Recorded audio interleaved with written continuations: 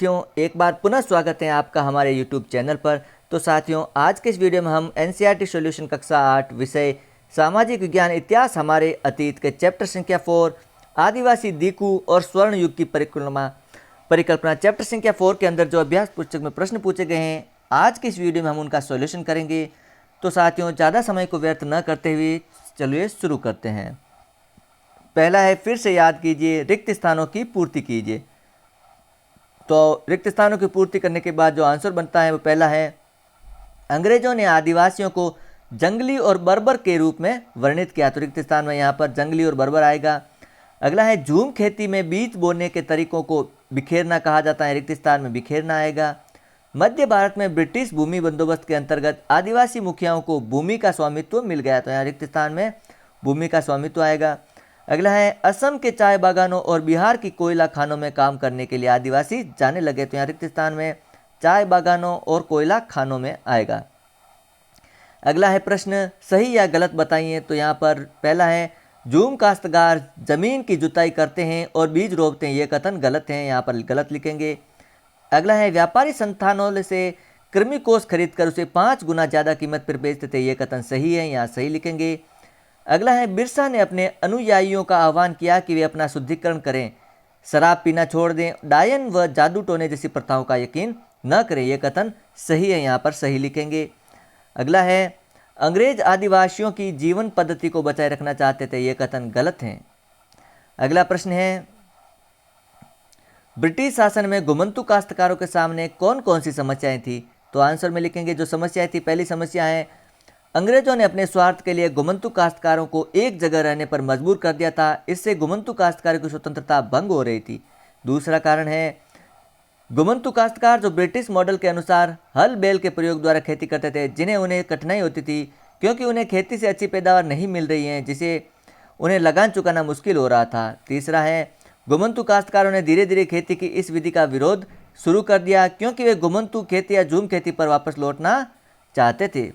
अगला प्रश्न है, औपनिवेशिक शासन के तहत आदिवासी मुखियाओं की ताकत में क्या बदलाव आए। तो बदलाव जो आए हैं उसमें पहला बदलाव है, आदिवासी मुखियाओं के कई प्रशासनिक अधिकार खत्म हो गए, उन्हें ब्रिटिश अधिकारियों द्वारा बनाए गए नियमों का पालन करने के लिए मजबूर किया गया।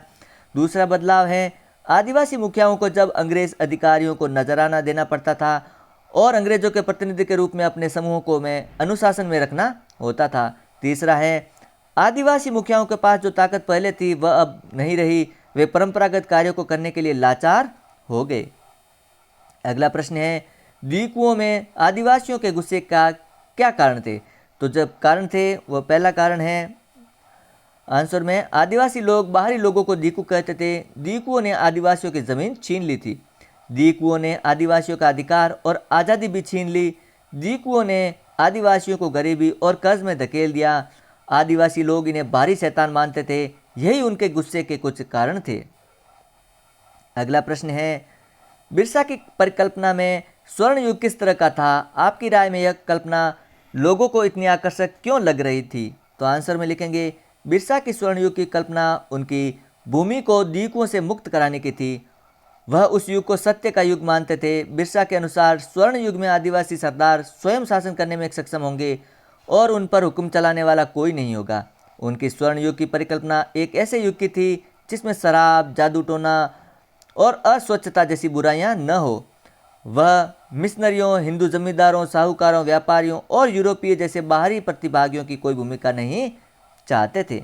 अगला प्रश्न है, अपने माता पिता, दोस्तों या शिक्षकों से बात करके 20वीं सदी के अन्य आदिवासी विद्रोह के नायकों के नाम पता करें, उनकी कहानी अपने शब्दों में लिखिए। तो यहाँ पर हमने ताना भगत आंदोलन 1914 से 1919 के दौरान ताना भगत और उमराव जनजातियों का एक जनजातीय विद्रोह था। इसकी शुरुआत बिहार जिले के छोटा नागपुर क्षेत्र में हुई थी, जो अब झारखंड में है। यह आंदोलन यात्रा उरांव के नेतृत्व में चल रहा था। यह महात्मा गांधी से भी पहले युग शुरू किया गया सत्याग्रह था। यह आंदोलन अंग्रेजों द्वारा लगाए गए करों के खिलाफ था। वे सभी साहूकारों, जमींदारों और ब्रिटिश अधिकारियों के विरोध में थे। ताना भगत अहिंसा के विश्वासी थे और महात्मा गांधी का अनुसरण करते थे। तो साथियों, ये चैप्टर यहीं पर समाप्त होता है। यदि आपको इसका PDF डाउनलोड करना है तो वीडियो के डिस्क्रिप्शन में वेबसाइट exammodelpaper.in का लिंक दिया गया है। आप वहां पर जाकर के इस पीडीएफ को इजीली डाउनलोड कर सकते हैं। साथियों, वीडियो अच्छा लगे तो लाइक और शेयर जरूर करें। चैनल पर पहली बार तो चैनल को जरूर सब्सक्राइब करें। मिलते हैं एक अन्य वीडियो में अन्य चैप्टर के सॉल्यूशन के साथ।